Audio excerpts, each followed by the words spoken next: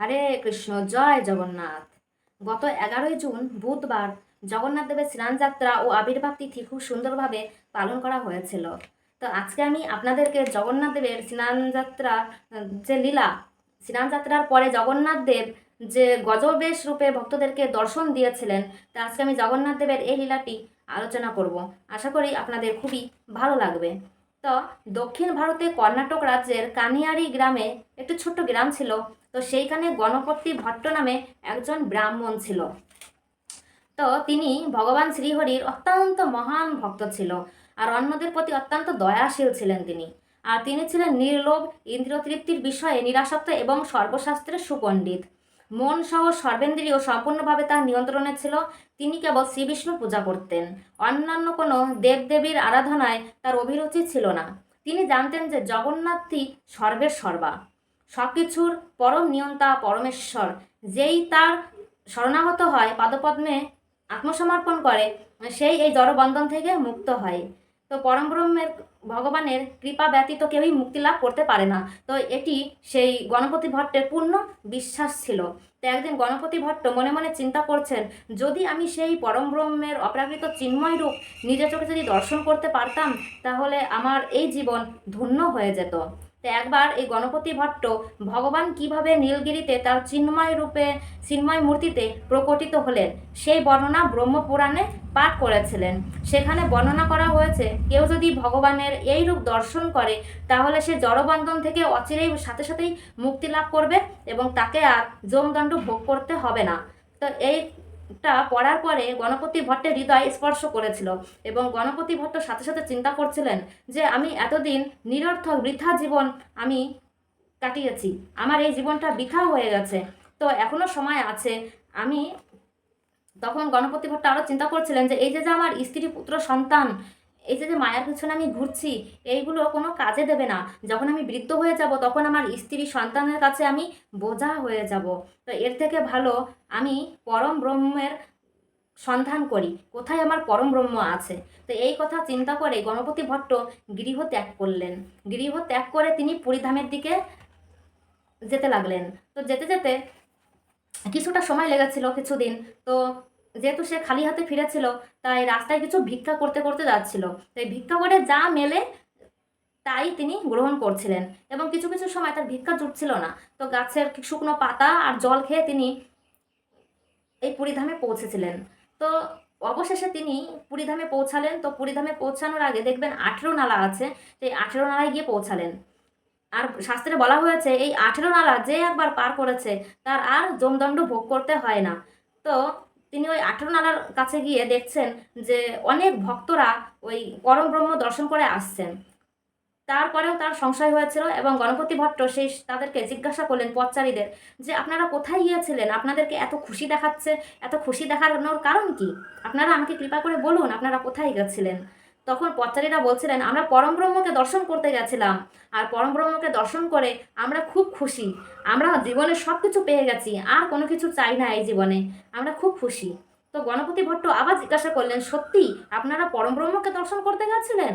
তখন পথচারীরা বললেন, হ্যাঁ, আমরা পরম ব্রহ্মকে দর্শন করতে গেছিলাম। তখন গণপতি ভট্ট একটু বিষণ্ণ হলেন যে পরম ব্রহ্মকে দর্শন করতে গেছিলেন, কিন্তু আমি তো শাস্ত্রে অধ্যয়ন করেছি যে যে পরম ব্রহ্মকে একবার দর্শন করেন, তার সাথে সাথে মুক্তি লাভ হয়ে যায়। তাহলে এনারা কিভাবে ফিরে আসছে? তার মানে এইখানে নিশ্চয়ই পরম ব্রহ্ম বলে কিছু নেই। এই কথা তিনি চিন্তা করতে লাগলেন। আবারও যখন কিছু পথচারীরা আসেন, তাদের কাছেও গণপতি ভট্ট আবার প্রশ্ন জিজ্ঞাসা করলেন, আপনারা কোথায় গেছিলেন? সবাই সেই একই কথাই বলছে যে আমরা পরম ব্রহ্মকে দর্শন করতে গেছিলাম। কিন্তু গণপতি ভট্ট আর বিশ্বাস করতে পারলেন না। তিনি সঙ্গে সঙ্গে শাস্ত্র খুলে বারে বারে ওই জায়গাটি মিলাচ্ছেন, যে যিনি একবার পরম ব্রহ্মকে দর্শন করেছেন, তার আর এই জগতে ফিরে আসতে হয় না, তিনি সঙ্গে সঙ্গেই মুক্তি লাভ করেন। বারে বারে মিলাচ্ছে, কিন্তু সে আর কিছু বুঝতে পারছে না যে এটা কি হচ্ছে, কি করে সম্ভব। তখন তিনি ভাবলেন যে না, এখানে পরম ব্রহ্ম বলে কিছুই নেই। তিনি আবার ফিরে আসতে লাগলেন। তখন ভগবান সঙ্গে সঙ্গে, ভগবান অন্তর্যামী, সবই বুঝতে পারেন ভক্তের মনোভাব। তো ভগবান ভক্তের মনোভাব বুঝে একজন বৃদ্ধ ব্রাহ্মণের রূপ ধারণ করলেন।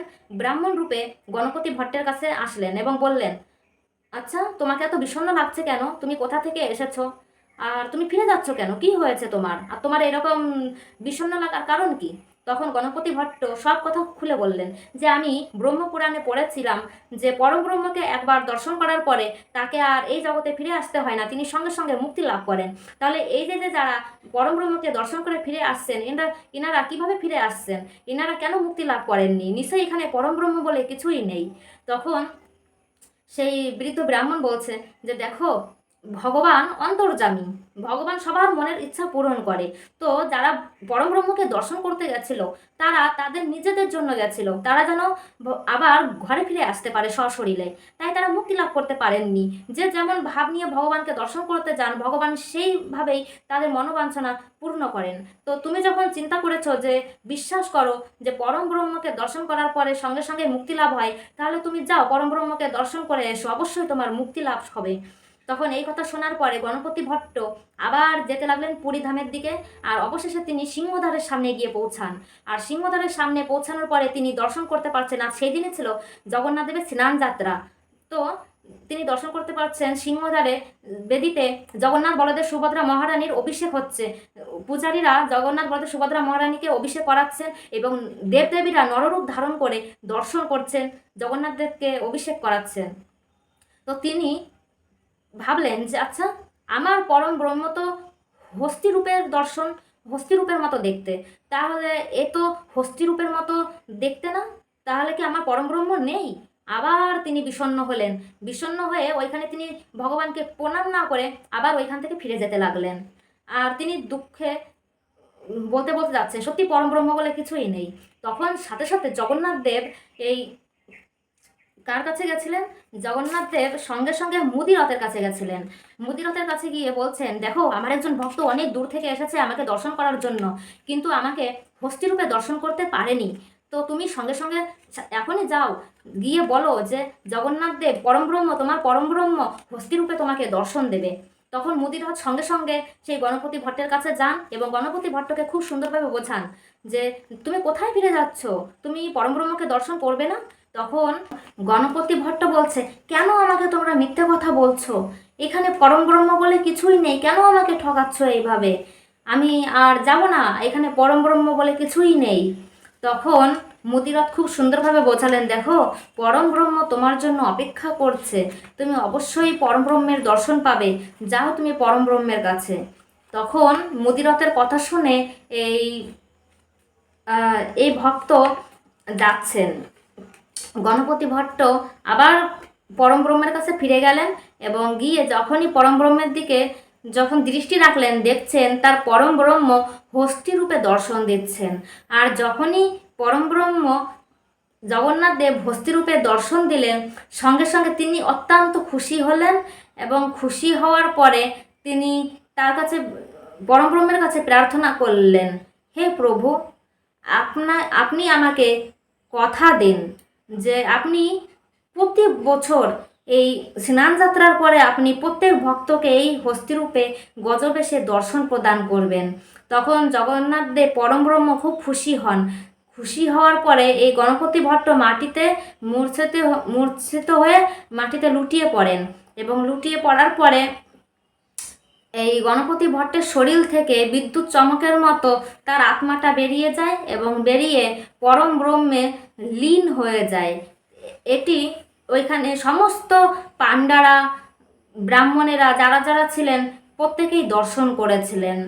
তো এইভাবে জগন্নাথ দেব ভক্তের মনোবাঞ্ছনা পূর্ণ করেন। আর এইভাবে জগন্নাথ দেব তার ভক্তের জন্য গজরূপ বেশ ধারণ করেছিলেন। হরে কৃষ্ণ।